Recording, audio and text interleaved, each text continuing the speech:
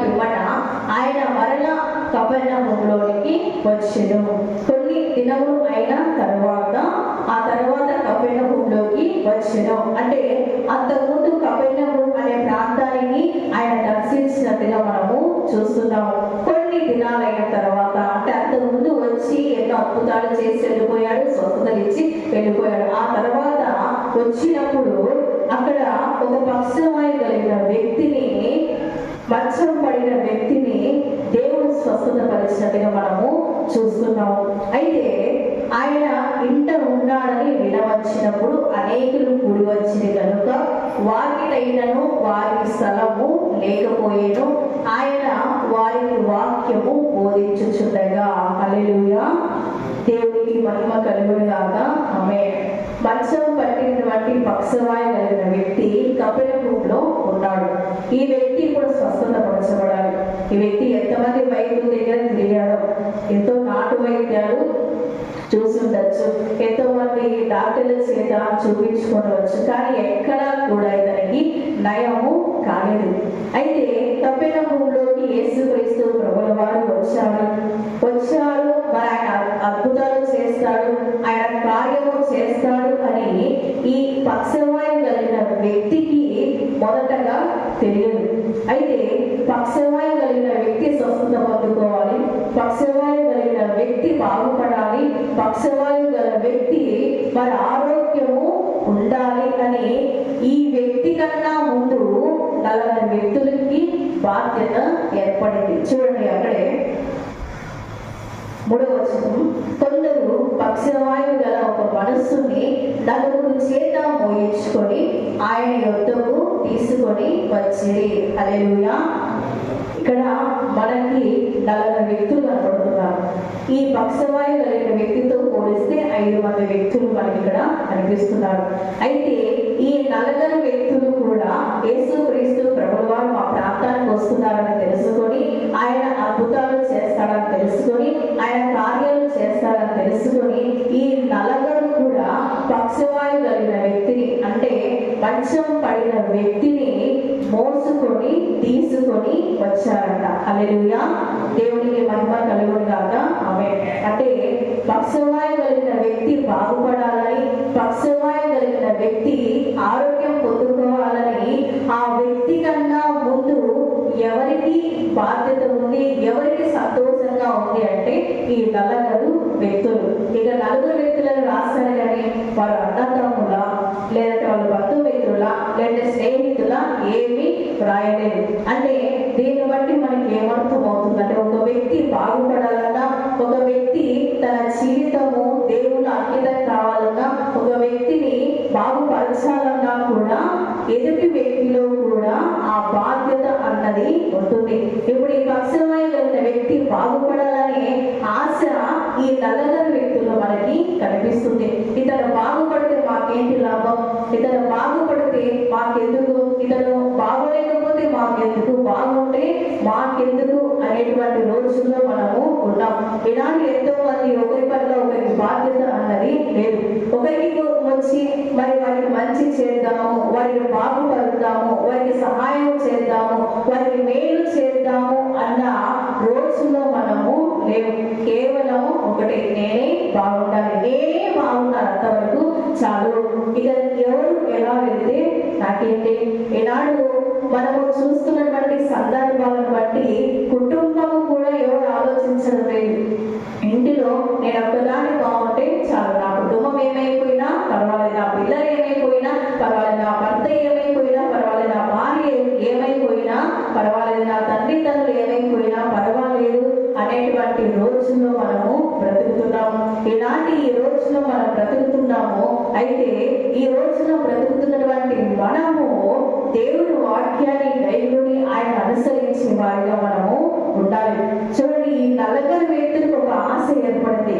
అందుకే దేవుడు ఆశ కలిగిన ప్రాణాన్ని తృప్తిపరుస్తాడు.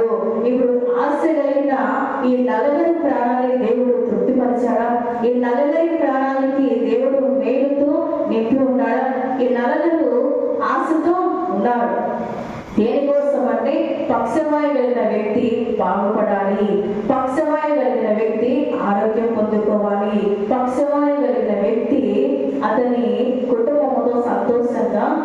బాగుపడాలి అనే ఆశ ఈ నల్లగరిలో మనకు కనిపిస్తుంది. అతనికి భార్య ఉండవచ్చు, పిల్లలు ఉండవచ్చు, తల్లిదండ్రులు ఉండవచ్చు, కానీ వీళ్ళెవ్వరికి లేనటువంటి ఆశ ఎవరికి ఉంది? ఈ నల్లగరి వ్యక్తులకి ఉంది.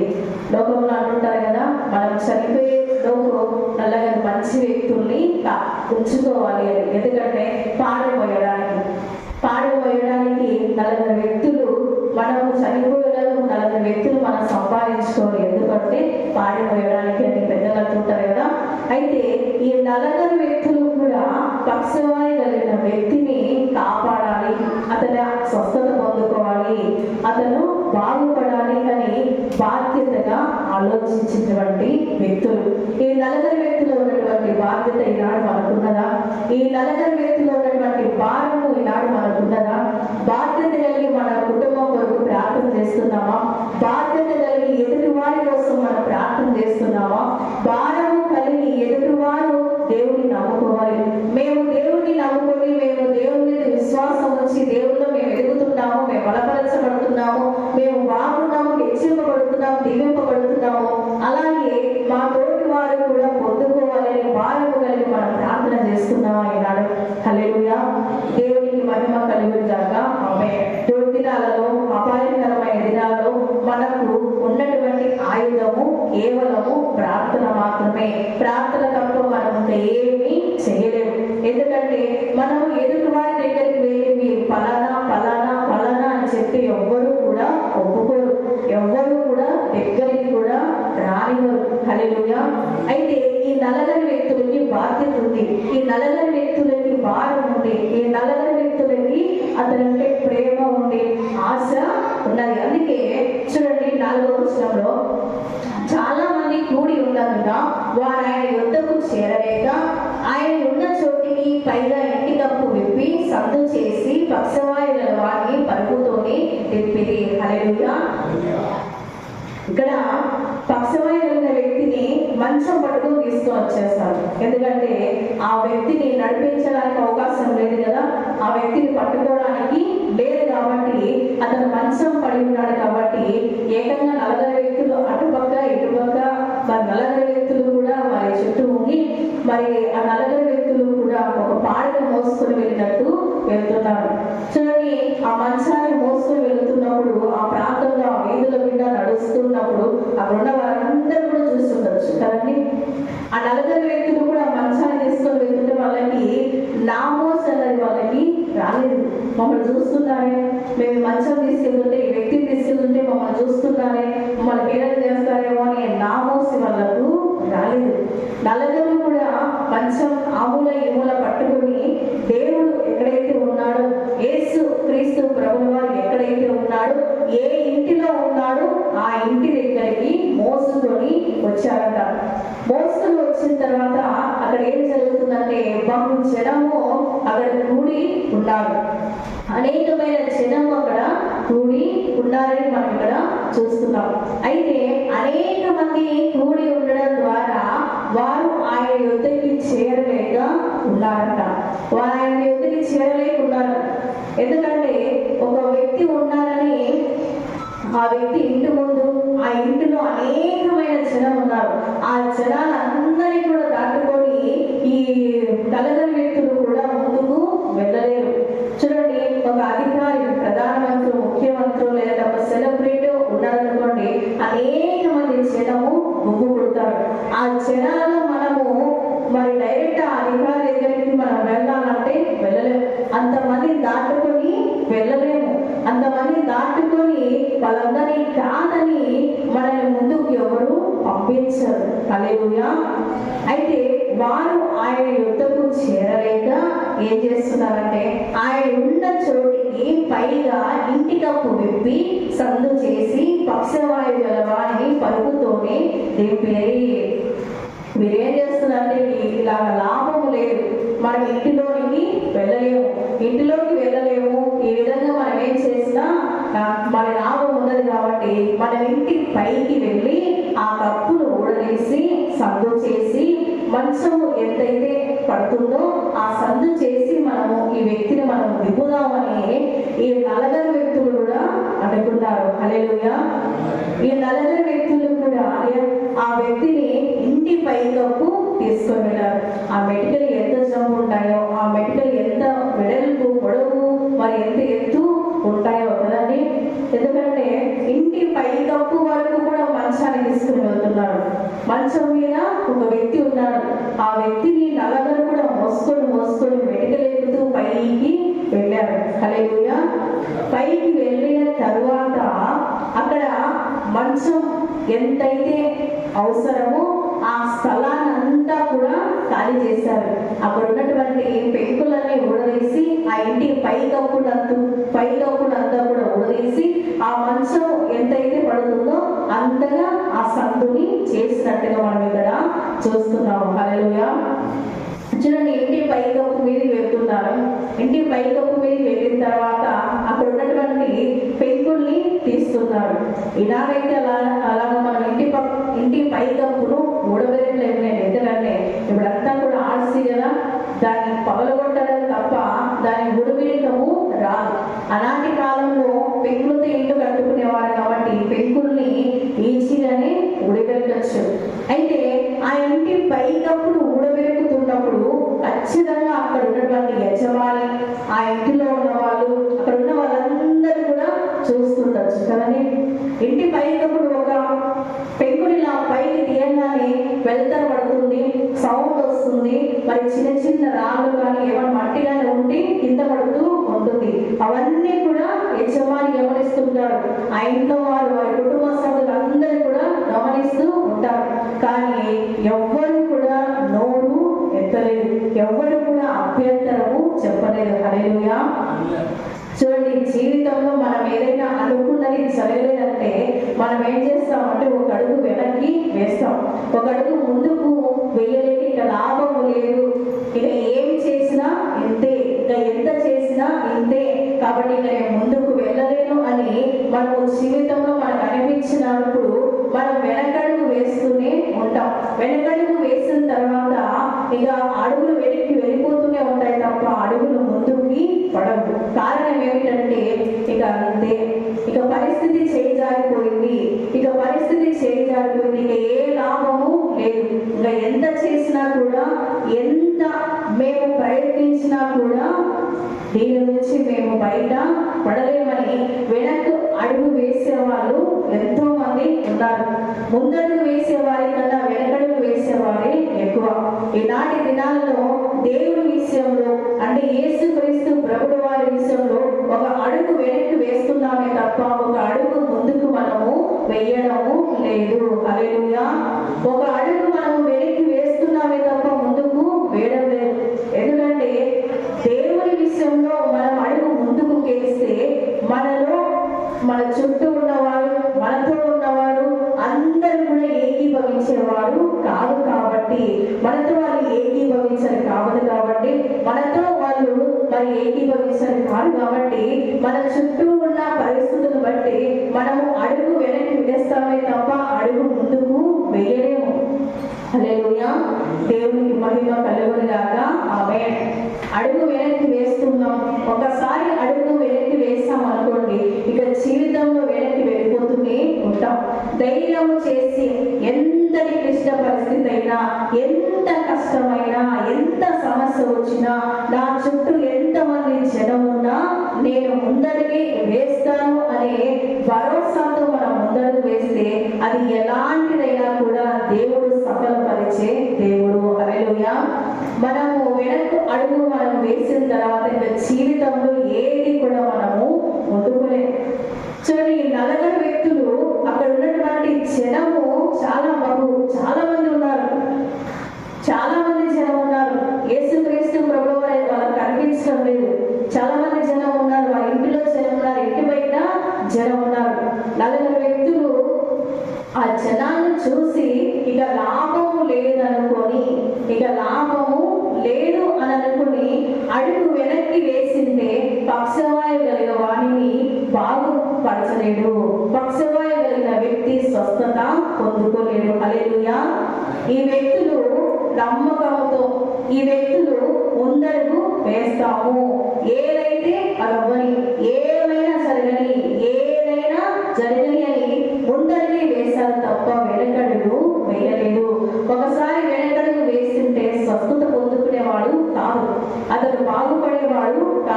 ఈనాడు కూడా మనము వెనకడుగు వేసాం అనుకోండి, ఇంకా జీవితంలో ఏది మనము పొందుకోలేము. అది ఆరోగ్యమైన, ఆర్థిక పరంగా అయినా, మన రోగాల పరంగా అయినా, కుటుంబ పరంగా అయినా, మన జీవితంలో ఒక గోల్ ఏదో ఒకటి ఉంటుంది కదా, మనకు ఒక డ్రీమ్ అన్నది ఉంటుంది కదా. ఆ డ్రీమ్ను మనం గమ్యాన్ని మనం చేరుకోవాలంటే మనం అడుగు ముందుకు వేయాలి తప్ప అడుగు వెనక్కి వేయకూడదు. హల్లెలూయా. ఈ నలుగురు వ్యక్తులు ఒకవేళ అలా ఆలోచించి, ఇతను బాగుపడితే మాకేంటి, బాగుపడకపోతే మాకేంటి, దీనివల్ల మేము ఏమి లాభము పొందుకోలేము, ఈ జనాలంతా తోసుకొని మేము ఇతను ఎందుకు తీసుకొని వెళ్ళాలి, ఇంత కష్టం మాకు అవసరమా అని వాళ్ళు ఆలోచించింటే ఆ పక్షవాయువు కలిగిన వ్యక్తి ఈనాడు బాగుపడేవాడు కాదు, అతని గురించి మనం మాట్లాడుకునే వారము కాదు. హల్లెలూయా.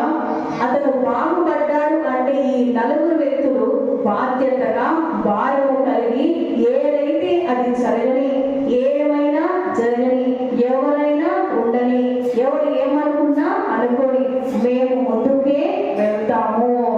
అక్కడ జనం ఉన్నారని వాళ్ళ వెనక్కి వెళ్ళరా, అక్కడ జనం ఉన్నారని వెనక్కి తిరిగి మళ్ళీ వద్దామని అనుకోలేదు. చూడండి, డాక్టర్ దగ్గరికి వెళ్తాము, డాక్టర్ దగ్గరికి వెళ్ళినప్పుడు మనం టోకన్ తీసుకున్నప్పుడు ఆ టోకన్ ఎంతసేపటికి రాలేదనుకోండి వెనక్కి వెళ్ళిపోతాం. ఇంకా ఎప్పుడు వస్తుందో ఏమో. మొన్న దినాల్లో నా కుమారుని మరి హాస్పిటల్ తీసుకెళ్ళినప్పుడు 10 గంటలకి టోకన్ తీసుకొని కూర్చుంటే 1 గంట టోకన్ వచ్చింది. కారణం ఏమిటంటే అక్కడ రాసుకున్నారు, లైన్ ప్రకారంగా పంపించడం లేదు. ఎవరు వస్తుంటే వాళ్ళు మా పిల్లలు ఏడుస్తున్నారు, మా పిల్లలు చాలా బాగలేదు అన్న వాళ్ళందరినీ కూడా ముందుకు పంపిస్తున్నారు. చివరానికి 2-3 అక్కడికి వెళ్ళి గొడవ పడితే అప్పుడు లైన్ ప్రకారంగా పంపిస్తున్నారు. కొంతమంది అయితే ఇక టోకన్ ఇప్పుడే రాదు, ఇక లేట్ అవుతుందని వెనక్కి వెళ్ళిపోయిన వారు కూడా ఉన్నారు. కానీ కొంతమంది ఎప్పుడో ఒకసారి వస్తుంది అని అక్కడే ఓర్పుతో కూర్చున్న వాళ్ళు కూడా ఉన్నారు.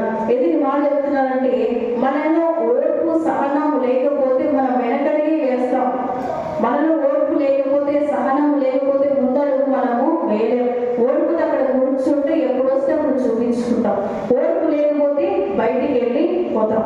ఈనాడు దేవుని విషయంలో మనందరం కూడా ఒక అడుగు ముందుకు వేసేవారుగానే ఉండాలి తప్ప ఒక అడుగు వెనక్కి వేసేవారుగా మనము ఉండకూడదు. ఒకవేళ ఈ వ్యక్తులు వెనకడుగు వేస్తుంటే అక్కడ దేవుడు మహిమ పొందుకునేవాడు కాదు, దేవుడు మహిమ అక్కడ ఆ ప్రభావం అక్కడికి వచ్చేది కాదు. ఈ నల్లగరి వ్యక్తులు కూడా ఏదైనా సరిగని అని ఇంటికి తప్పు మీదకి వెళ్ళిపోయారు. ఏంటంటే ఒక అడుగు ముందుకు వేశారే తప్ప అడుగు వెనక్కి వేయలేదు. ఆ అడుగులు ముందుకు వేసిన తర్వాత ఇంటి పైకప్పులు ఉడిస్తున్నప్పటికీ కూడా అక్కడ ఉన్నటువంటి కుటుంబ సభ్యులు కానీ, యజమానులు కానీ, అక్కడ ఉన్నటువంటి ఆ ఇంట్లో ఉన్నవారు కానీ ఎవరు కూడా అభ్యంతరం అన్నది చెప్పలేదు. ఎవరు కూడా తిట్టడం కానీ, చదువుకోవడం కానీ ఏమీ చేయడం లేదు. చూడండి, మన ఇంటి మీదకి ఎవరైనా పిల్లలు వెళ్ళి, మన పిల్లలు కాకుండా వేరే వాళ్ళ పిల్లలు మరి మన ఇంటి మీదకి ఎక్కి మరి ఆడుకుంటుంటేనో దుక్కుతుంటేనో మనము వెళ్ళి అరుస్తాం, తిడతాం, అవసరమైతే కొడతాం కూడా కదండి.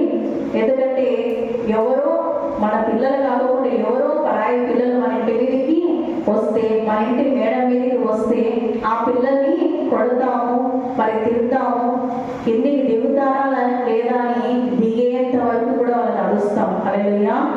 కానీ ఈ నలుగురు వ్యక్తులు ఇంటి మేడ మీదకి వెళ్ళారు. మేడ మీదకి వెళ్ళిన తర్వాత ఆ పెంకులు ఏవైతే ఉన్నాయో అవన్నీ కూడా ఉడివెక్కుతున్నారు. మళ్ళీ మేము బాగు చేసుకోవాలి, మరి బాగు చేసుకోవాలంటే మాకు ఎంత ఖర్చు అవుతుంది, ఈ పెంకులను ఉడివెక్కుతున్నారు, మేము ఎంతగా కష్టపడి పెంకులు కట్టుకున్నాము, ఎందుకు ఉడివెక్కుతున్నారని ఇంటి యజమానులు కానీ, కుటుంబ సభ్యులు కానీ, అక్కడ ఉన్న వాళ్ళు కానీ ఎవరు కూడా అభ్యంతరం అన్నది చెప్పలేదు. హల్లెలూయా. ఈనాడు మనము కూడా దేవుని విషయంలో ఎలాంటి అభ్యంతరము మనము చెప్పకూడదు. ఎందుకంటే దేవుడు ఏదైనా చేస్తున్నాడు అంటే అది ఏదో ఒక మంచికి, అది ఏదో ఒక మేలు కొరకే అని మనము వేచి చూసేవారిగా ఉండాలి తప్ప దేవుడు ఇలా చేస్తున్నాడే, ఇలాగ చేయకపోతే బాగుండేది, ఇలాగ చేస్తే బాగుండేది అని మనము దేవుని విషయంలో అభ్యంతర పడేవారిగా మనము ఉండకూడదు, అభ్యంతరము చెప్పేవారిగా మనము ఉండకూడదు. 37వ కీర్తనలో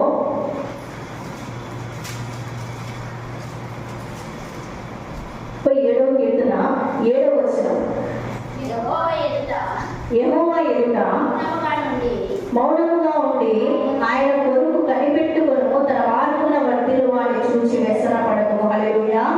అక్కడ 5వ వచనంలో మనం ఒకసారి ధ్యానించినట్లయితే, నీ మార్గమును యెహోవాకు అప్పగింపుము, నీవు ఆయనను నమ్ముకొను, ఆయన నీ కార్యము నెరవేర్చును. హల్లెలూయా. దేవునికి మహిమ కలుగునుగాక. ఆమేన్. ఏ విషయంలో కూడా మన అభ్యంతరము చెప్పకూడదు. దేవుని విషయంలో మనం అభ్యంతరము చెబితే అది ఏ దానికైనా కూడా ఈడే జరుగుతుంది తప్ప మేలు అన్నది ఉండదు. అక్కడ ఉన్నటువంటి వారు ఏమాత్రం అభ్యంతరం చెప్పలేదు. కారణం ఏమిటంటే ఇది ఏదో మేలు కొరకే, ఇది ఏదో ఒక మంచి పని కొరకే అని ఆ ఇంటిలో ఉన్నవాడు కూడా భావించారు. లేదంటే ఇల్లు ఊరుపెడుతుంటే ఎవరైనా ఊరుకుంటారా? ఇల్లును పడగొడుతుంటే ఎవరైనా ఊరుకుంటారా? ఉండరు.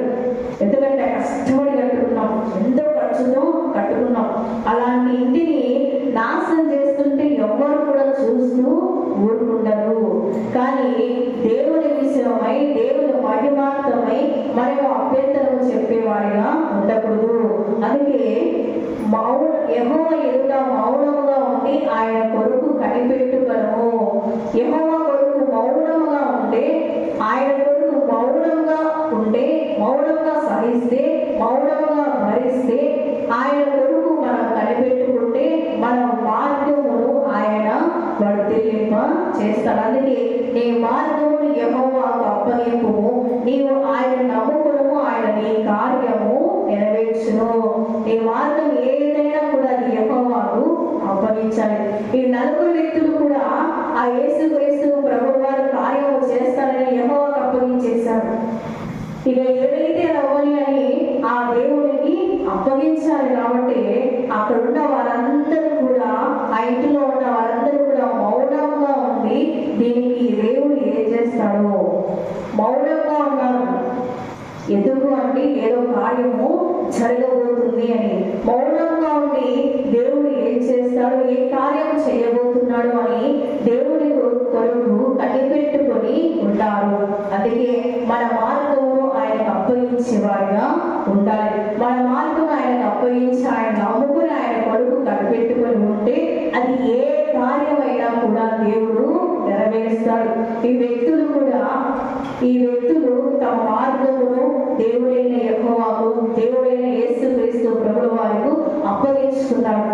మౌనముగా ఉన్నారు, కార్యం చేస్తాడు అని. ఇవన్నీ జరిగిన తర్వాత ఒక గొప్ప కార్యం అక్కడ జరిగింది. చూడండి, లూకాసు వార్త 5వ అధ్యాయము, లూకాసు వార్త 5వ అధ్యాయము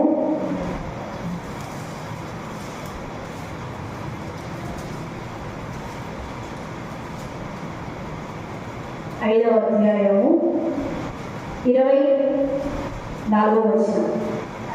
అయితే పాపములు క్షమించుటకు భూమి మీద మనుష్య కుమారునికి అధికారం కలదని మీరు తెలుసుకోవాలని అని వారితో చెప్పి, పక్షవాయు గల వాడిని చూచి, నీవు లేచి నీ మంచం ఎత్తుకొని ఇంటికి వెళ్ళుమని అతనితో చెప్పెను. హల్లెలూయా. ఎప్పుడైతే ఆ పెంకులని ఊడదీసి సందు చేసి మంచాన్ని దింపారు, తాళ్ళు కట్టారు, అటుపక్క ఇటుపక్క తాళ్ళు కట్టి మంచాన్ని అలా కిందికి దింపారు. దింపిన తర్వాత ఆయన ఏం చేస్తున్నారంటే వారి విశ్వాసం చూచి, ఇప్పుడు ఇక్కడ ఎవరి విశ్వాసం కనపడుతుంది మనకి? ఆ నలగరి విశ్వాసం మనకి కనిపిస్తుంది. ఈ నలగరి వ్యక్తుల్లో ఒకటి బాధ్యత, భారము, ఆశ, విశ్వాసము, నమ్మకం, ఈ నలగరి వ్యక్తుల్లో ఉన్నాయి. యేసుక్రీస్తు ప్రభువు వారు ఆ పక్షవాయు కలిగిన వ్యక్తిని అలాగే ఇంటికి దించిన తర్వాత ఇప్పుడు ఈ మంచం మీద ఉన్నటువంటి వ్యక్తిని దేవుడు చూడటం లేదు. మంచం మీద ఉన్న వ్యక్తినిగా దేవుడు చూస్తున్నారు. ఈ మంచాన్ని తెంపిన ఆ నలగరి వ్యక్తుల్ని దేవుడు చూస్తున్నాడు. హల్లెలూయా. ఆ నలగరి వ్యక్తుల్ని దేవుడు చూస్తున్నాడు. ఆ నలగరి విశ్వాసాన్ని దేవుడు చూస్తున్నాడు. అందుకే అక్కడే 5వ అధ్యాయంలోని 20వ వచనం, ఆయన వారి విశ్వాసము చూసి, మనుషుడా నీ పాపములు క్షమింపబడి ఉండవని వారితో చెప్పగా. ఇప్పుడు ఎవరి విశ్వాసం బట్టి ఈ వ్యక్తి స్వస్థత పొందుకున్నాడండి? ఇప్పుడు ఎవరి విశ్వాసం బట్టి అతను బాగుపరచబడ్డాడు? ఆ నల్లగారి విశ్వాసము. వారి విశ్వాసము బట్టి మనుషుల నీ పాపములు క్షమింపబడి ఉన్నవి.